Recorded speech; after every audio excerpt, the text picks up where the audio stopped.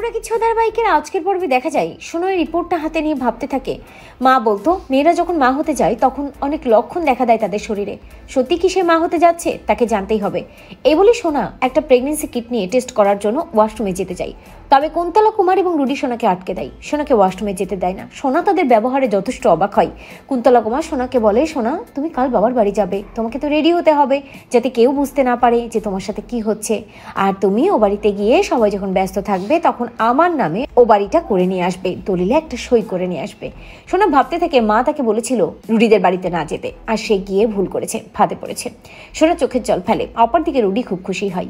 তবে রুডি বুঝতে পারে সোনা সন্দেহ করছে, তাই রুডি সোনাকে বিশ্বাস করানোর জন্য সোনাকে একটা এক্সট্রা কিট এনে দেয় এবং সেই কিটটা দিয়ে বলে, যাও সোনা তুমি টেস্ট করো যাতে তুমি নিশ্চিত হতে পারো। সোনা ওই কিটটা নিয়ে ওয়াশরুমে যাই টেস্ট করার জন্য। আর রুডি ভাবতে থাকে যে আমি তোমাকে এমন একটা কিট দিয়েছি যেটা দিয়ে তুমি টেস্ট করলে সবটাই পজিটিভ আসবে। এটা তো রুডির খেলা। এরপরই সোনা টেস্ট করে বের হয়। সোনার চোখ দিয়ে জল পড়তে থাকে আর রুডি সোনাকে বলে, তার মানে তুমি প্রেগনেন্ট, এটা নিশ্চিত, আর তোমার মনে কোনো সন্দেহ নেই, তাই তো? এই বলি সোনা যখন ভেঙে পড়ে, রুডি তখন সোনাকে বলে, সোনা তুমি মায়ের কথা মতো তোমাদের ওই বাড়িটা মায়ের নামে করে দাও, আর তারপরেই দেখো তোমাকে নিয়ে, আমাদের বাচ্চাকে নিয়ে আমি বিদেশ চলে যাব, আমরা সুখে সংসার করব।